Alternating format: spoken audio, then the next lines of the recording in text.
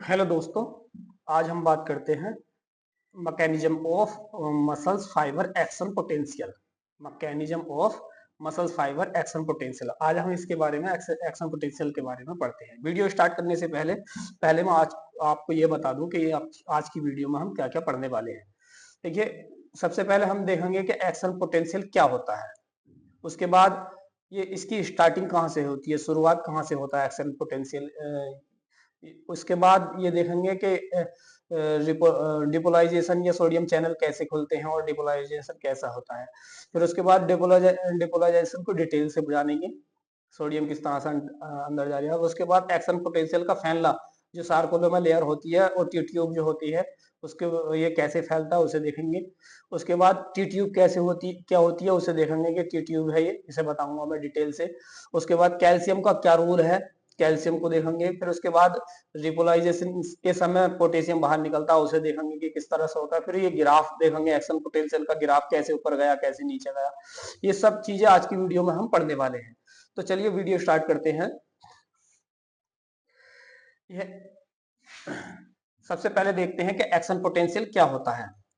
तो action potential एक ऐसी तेज इलेक्ट्रिकल चेंजिंग है जो मसल्स फाइबर की मेम्ब्रेन पर होता है। एक्शन पोटेंशियल क्या है? ऐसा इलेक्ट्रिकल चेंजेस है जो मसल्स फाइबर जो होता है, जो सेल जो लेयर होती है सार्कोलोमा लेयर, इसमें जो चेंजिंग बदलाव आते हैं उसे ही हम एक्शन पोटेंशियल कहते हैं। और वो बदलाव क्या होते हैं? बदलाव होता है उसका चार्ज का बदल जाना, यानी कि जो बाहर की तरफ माइनस चार्ज होता है वो प्लस हो जाना और अंदर की तरफ प्लस का माइनस हो जाना। इस चार्ज को बदलने को इलेक्ट्रिक चार्ज चेंज होता है जो मसल फाइबर की मेम्ब्रेन पर, मतलब इस चार्ज को बदलने को ही क्या कहते हैं? हम एक्शन पोटेंशियल कहते हैं।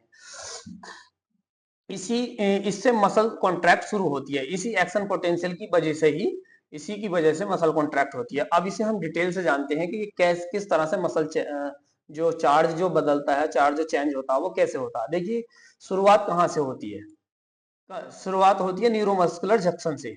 सबसे पहले मोटार न्यूरॉन से सिग्नल आता है, यहाँ से मोटार न्यूरॉन से सिग्नल आया, सिग्नल से ये वेसिकल्स जो है, थैलियां जो है, यहाँ से न्यूरो ट्रांसमीटर केमिकल निकला और वह इसके लेफ्ट में आ गया। क्लेफ्ट में आकर जो सार्कोलोमा लेयर पे जो रिसेप्टर लगे होते हैं वहां से आके बाइंड हो गया। ये मैं पहले भी पिछली वाली वीडियो में पढ़ा चुका हूँ, पहले आप उस वीडियो को जाके देख ले तब समझ में आएगा। तो ये क्या क्या बोल रहे हैं? मोटार न्यूरॉन से सिग्नल आता है, उसके बाद न्यूरो ट्रांसमीटर एसिटोकाइलिन जो रिलीज हो जाता है, ये ऐसा एसिटोकाइलिन रिलीज हो गया, इनसे थैलियों से थैली फट जाती है और एसिटोकाइलिन रिलीज हो गया। उसके बाद एसिटोकाइलिन मसल मेम्ब्रेन के रिसेप्टर पे जाकर बाइंड हो गया। ये जो एसिटोकाइलिन है, ये जो मसल्स मेम्ब्रेन के जो रिसेप्टर लगे हुए हैं इससे आगे बाइंड हो गया, इससे आगे चिपक गया। इसे मेम्ब्रेन इस मेम्ब्रेन परमिएबल हो जाती है। इससे क्या होता है? मेम्ब्रेन परमिएबल हो, यानी कि अब कुछ चीजें अंदर जाएंगी, कुछ चीजें बाहर जाएंगी। तो क्या कौन सी चीजें अंदर जाएंगी और कौन सी बाहर जाएंगी, आज उसे देख लेते हैं। क्या होता है? ये एक डायग्राम है, देखिए। ये है रेस्टिंग पोजीशन। जिस टाइम एक्शन पोटेंशियल नहीं हो रहा होता है तो उस टाइम सोडियम बाहर की तरफ होता है आउटसाइड पर और पोटेशियम सेल के अंदर होता है। तो जब सोडियम बाहर की तरफ होता है तो उस पर प्लस चार्ज होता है क्योंकि सोडियम पर प्लस चार्ज है।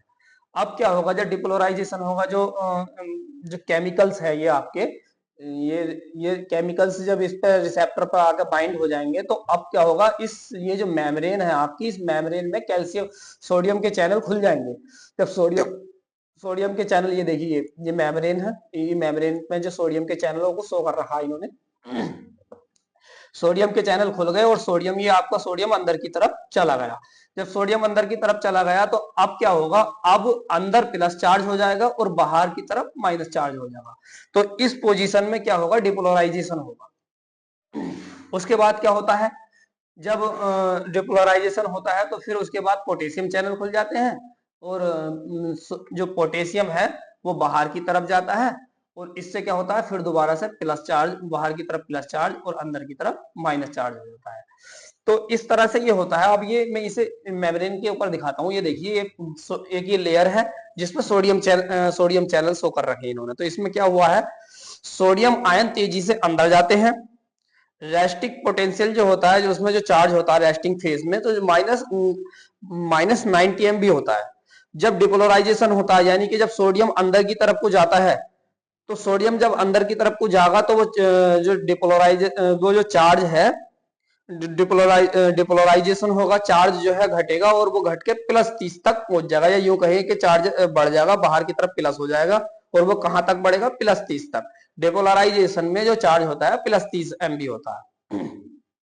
यही चेंज एक्शन पोटेंशियल कहलाता है।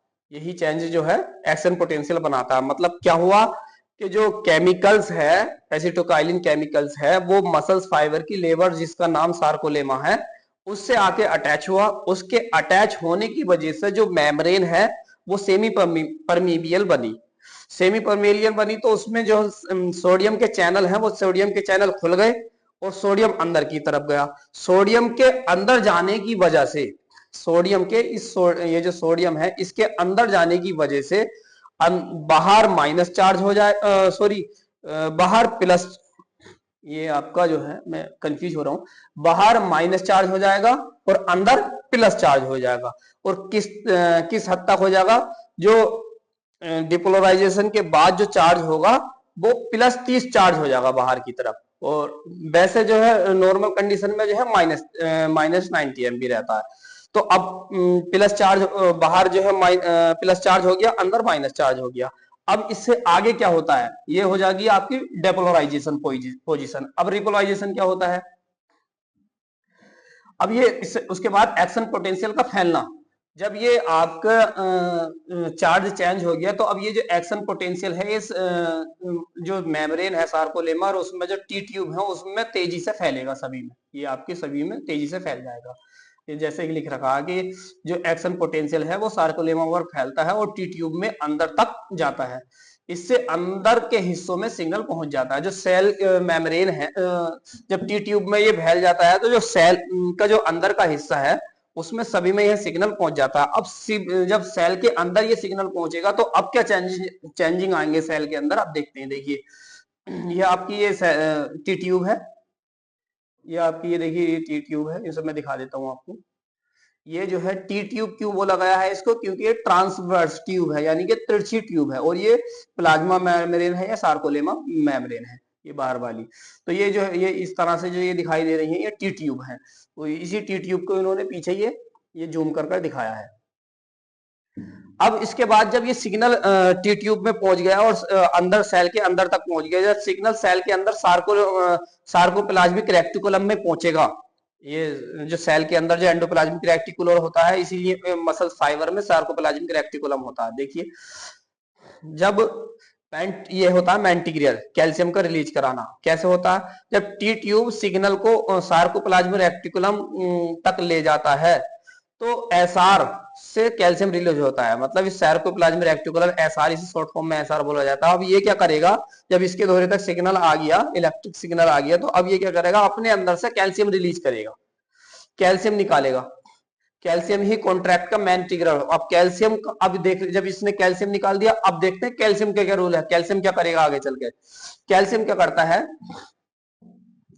जो स्लाइडिंग फिलामेंट थ्योरी जो आपने पढ़ी है उसमें जो एक्टिन और मायोसिन है, तो वो एक्टिन पे जो 2 प्रकार के प्रोटीन लगे होते हैं तो उन्हें हटा देगा और एक्टिन और मायोसिन को ओवरलैपिंग करने में मदद करेगा। तो ये होता है हमारा कैल्शियम का रूल। अब रिपोलराइजेशन में क्या होगा, रिपोलराइजेशन हमने डिपोलराइजेशन पढ़ लिया। अब डिपोलराइजेशन के बाद रिपोलाइजेशन होगा। रिपोलाइजेशन में जो वो चार्ज जो पहले आपका बाहर की तरफ माइनस था और अंदर की तरफ प्लस था, जो डिपोलराइजेशन हुआ तो बाहर की तरफ प्लस हुआ और अंदर की तरफ माइनस हुआ, तो वो दोबारा से अपनी उसी पोजीशन में पहुंचेगा, यानी कि सोडियम चैनल बंद हो जाएंगे और पोटेशियम चैनल खुल जाएंगे। जब पोटेशियम चैनल खुलेगा तो पोटेशियम बाहर की तरफ जाएगा, और जब पोटेशियम बाहर की तरफ जाएगा तो बाहर दोबारा से माइनस चार्ज हो जाएगा। देखिए ये क्या लिख रखा, सोडियम चैनल बंद हो जाते हैं, पोटेशियम आयन बाहर की तरफ जाते हैं, मेम्ब्रेन फिर से निगेटिव हो जाती है। जो मेम्ब्रेन थी पहले वो फिर से दोबारा से -90 MB पे पहुंच जाती है, और इसे बोलते हैं हम रिपोलाइजेशन। इसे वापस नॉर्मल होना को रिपोलाइजेशन बोलते हैं, वो डिपोलाइजेशन बोलते हैं एक्टिव होने को। तो इसे देखिए क्या होता है, मैं इस डायग्राम के थ्रू समझाता हूं आपको क्या हो रहा है इसमें। ये आपकी रेस्टिंग पोजीशन है, इसमें सोडियम अंदर की तरफ को आया तो चार्ज बाहर की तरफ माइनस हो गया और अंदर की तरफ प्लस हो गया, तो इस पोजीशन को कहलाएंगे डिपोलराइजेशन। जब दोबारा से जब रेस्टिंग फेज में आने की तैयारी होगी तो उसमें क्या होगा, पोटेशियम चैनल खुलेंगे और सोडियम बंद हो जाएंगे। सोडियम बंद हो गया, पोटेशियम, अब पोटेशियम बाहर की तरफ को जाएगा तो बाहर दोबारा से माइनस चार्ज हो जाएगा और अंदर प्लस चार्ज हो जाएगा, और ये दोबारा से -90 तक बाहर का जो -90 MV वोल्ट तक पहुंच जाएगा, ये रिपोलराइजेशन कहलाएगा। ये है इसकी ग्राफ पोजीशन। ग्राफ पोजीशन में क्या है, ग्राफ में आगे दिखाता हूँ, देखिए ये है इसकी ग्राफ पोजीशन। इस ग्राफ में क्या, ग्राफ किस तरह से बनता है, ये देखिए। सबसे पहले क्या होता है, यहाँ पे स्टूमुलेट हुआ, ये स्टूमुलेट हुआ, और जैसे ही बाहर की तरफ को सोडियम जाना चालू हुआ और उसका बाहर का जो चार्ज है +30 तक पहुंचा, तो ये ठीक इसी तरह से ये जैसे जैसे प्लस की तरफ को चार्ज बढ़ेगा वैसे वैसे ये ग्राफ भी बढ़ता चला जाएगा। इसे बोलेंगे हम डिपोलराइजेशन। इसमें क्या हो रहा है, प्लस आयन अंदर की तरफ जा रहे हैं, एक्शन पोटेंशियल का ये डायग्राम है, ठीक। तो इसमें जब प्लस आयन अंदर की तरफ को जाएंगे तो ग्राफ ऊपर उठेगा, क्योंकि ग्राफ प्लस की तरफ को उठेगा क्योंकि बाहर की तरफ प्लस चार्ज बढ़ रहा है। जैसे ही रिपोलाइजेशन की पोजीशन आ गई, यानी कि जब रिसेप्टर जो सोडियम चैनल है वो बंद होंगे और पोटेशियम चैनल खुलेंगे, तो अब वो बाहर की तरफ पोटेशियम जाएगा तो बाहर की तरफ दोबारा से निगेटिव चार्ज होगा, तो ये फिर दोबारा से नीचे की तरफ को जाएगा, तो निगेटिव चार्ज इतना हो जाएगा कि जितना पहले था उससे भी ज्यादा होगा, इसलिए ये नीचे पहुंच गया कुछ समय के लिए। तो बाहर निगेटिव चार्ज पहले से भी अधिक होगा, इसलिए ये नॉर्मल कंडीशन से भी नीचे पहुंच गया। इसे बोलेंगे हाइपर पोलराइजेशन। इस कंडीशन को ये कुछ ही टाइम के लिए रहेगी, फिर ये दोबारा से नॉर्मल कंडीशन में रेस्ट स्टेज में पहुंच जाएगा। तो नंबर 1 क्या होगा, यहां से स्टिमुलेट सिग्नल आगा, सोडियम अंदर की तरफ को जाएंगे तो सोडियम अंदर की तरफ को जाएगा तो ग्राफ ऊपर की तरफ को जाएगा। क्यों ग्राफ ऊपर की तरफ क्यों जा रहा है, क्योंकि चार्ज प्लस होता चला जा रहा है, सोडियम के अंदर आने से बाहर की तरफ प्लस चार्ज बन रहा है। इस कंडीशन को डिपोलराइजेशन। जब पोटेशियम चैनल खुलेंगे और सोडियम बंद होंगे तो पोटेशियम बाहर की तरफ को जाएगा तो चैनल दोबारा से चार्ज जो है माइनस होगा, तो ये ग्राफ दोबारा से नीचे को आगा, इसे बोलेंगे रिपोलाइजेशन। और ये दोबारा से जो नीचे को आगा तो वो इतना नीचे जो निगेटिव चार्ज है वो इतना निगेटिव चार्ज हो जाएगा कि पहले से भी ज्यादा निगेटिव चार्ज हो जाएगा, तो ये थोड़ा सा पहले से भी नीचे को जाएगा ये ग्राफ। इस कंडीशन को बोलेंगे हाइपरपोलराइजेशन। फिर ये दोबारा से नॉर्मल कंडीशन में आएगा तो इसे बोलेंगे रेस्टिंग फेज। तो ये ग्राफ है जो क्या एक्शन पोटेंशियल का ग्राफ है। तो जैसे कि मैंने और भी दे रखा है, ये +30 होता है आमतौर पर, जो है +30 बाहर की तरफ रहता है और -90 अंदर की तरफ रहता है। डिपोलराइजेशन में इसमें सोडियम अंदर की तरफ जाता है, ये इस तरह से ग्राफ होता है, फिर ये दोबारा से नीचे को आता है तो इस रिपोलराइजेशन होते हैं। इसमें क्या होता है, इसमें पोटेशियम बाहर की तरफ हो जाता है। तो आज की वीडियो में हमने जो पढ़ा है वो एक्शन पोटेंशियल के बारे में पढ़ा है। तो अब मिलते हैं नेक्स्ट वीडियो में।